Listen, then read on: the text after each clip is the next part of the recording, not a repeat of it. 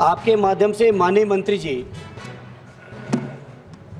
ये जो आपकी माननीय अध्यक्ष जी, सभी माननीय सांसद महोदय जानते हैं कि स्टेशन डेवलपमेंट बहुत ही कॉम्प्लेक्स काम है।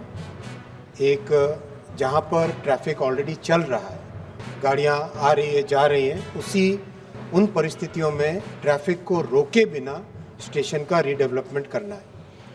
मैं अगर आपको एग्जांपल दूं, कई एग्जांपल्स हैं। जैसे चंडीगढ़ का अगर एग्जांपल लें, मैसिव काम चल रहा है और ट्रैफिक को भी रोकना नहीं है। माननीय अध्यक्ष जी, विश्व के कई देश जहां पे स्टेशन का रीडेवलपमेंट हाथ में लिया जाता है, वहां पे ट्रैफिक को 3-4 वर्षों के लिए रोक दिया जाता है।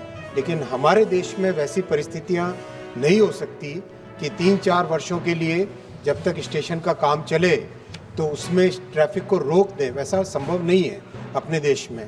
अपने यहाँ मैसिव ट्रैफिक है, मैसिव मूवमेंट होता है, तो उन परिस्थितियों के अंदर उनको ध्यान में रखते हुए, सेफ्टी का ध्यान में रखते हुए स्टेशनों का रीडेवलपमेंट किया जा रहा है। और इसमें और ये स्टेशन का इस तरह का काम अपने आज़ादी के बाद में पहली बार इस तरह का काम हाथ में लिया है, तो पुराना कोई अनुभव भी नहीं है इसमें। तो ये नया अनुभव है। इसमें नए अनुभव में नए तरीके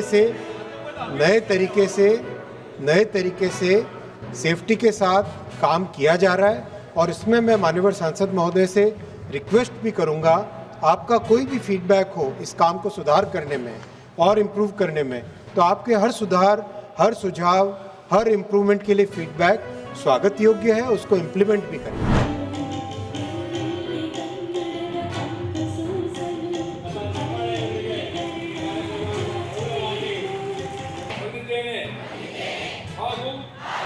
ನಾನು ಮಾನವ ಹಕ್ಕುಗಳನ್ನು ರಕ್ಷಿಸುವಲ್ಲಿ ಮತ್ತು ಉತ್ತೇಜಿಸುವಲ್ಲಿ ನನ್ನ ಎಲ್ಲ ಕರ್ತವ್ಯಗಳನ್ನು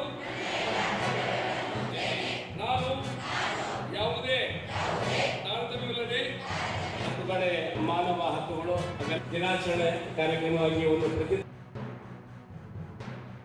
ಕೂಡ ಮಾನವ ಹಕ್ಕುಗಳ ಉಲ್ಲಂಘನೆ ಆಗೇ ಆಗ್ತದೆ. ಅದು ಮಕ್ಕಳ ಮೇಲಿನ ದೌರ್ಜನ್ಯ ಇರಬಹುದು, ಮಹಿಳೆಯರ ಮೇಲಿನ ದೌರ್ಜನ್ಯ ಇರಬಹುದು, ರೈತರ ಮೇಲೆ ಇರಬಹುದು, ಅಥವಾ ಇವನ್ ಸಮಟೈಮ್ಸ್ ಬಾಲಕರ ಮೇಲೆ ಕೂಡ ಇರಬಹುದು.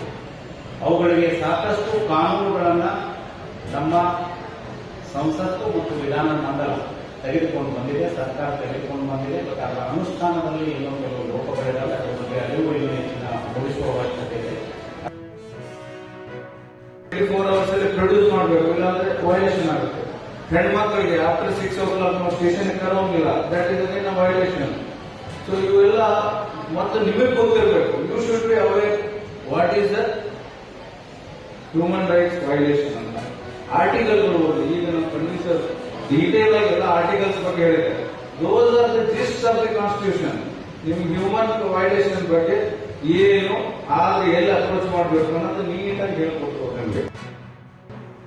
ನಮ್ಮ ದೇಶದಲ್ಲಿ ಸಾಕಷ್ಟು ಕಾನೂನುಗಳ ರಚನೆ ಆಗಿದ್ದರೂ ಸಹ ಮಾನವರನ್ನಾಗಿ ಕಾಣಿ ಅಂತ ನಮ್ಮ ಸಂವಿಧಾನ ಸಾರಿ ಹೇಳಿದ್ರು ಸಹ ಇಂದಿನ ಜನ ಅದರ ಕಡೆ ಇನ್ನೂ ಲಕ್ಷ್ಯ ಆಗ್ತಾ ಇಲ್ಲ. ಸಾಕಷ್ಟು ಕಾನೂನಿನ ಉಲ್ಲಂಘನೆಗಳನ್ನು ಆಗ್ತಾ ಇದ್ದಾವು. ಅವುಗಳ ಕುರಿತು ಹಳ್ಳಿಗಳಲ್ಲಿ ಪ್ರತಿ ಮನೆಗಳಿಗೆ ಈ ಕುರಿತು ಜಾಗೃತಿಯನ್ನು ಕೈಗೊಳ್ಳುವಂಥ ಕಾರ್ಯಗಳನ್ನು ನೀವುಗಳೆಲ್ಲ ಮಾಡಬೇಕಾಗಿದೆ ಅಂತ ಈ ಮೂಲಕ ತಿಳಿಸ್ತೀವಿ.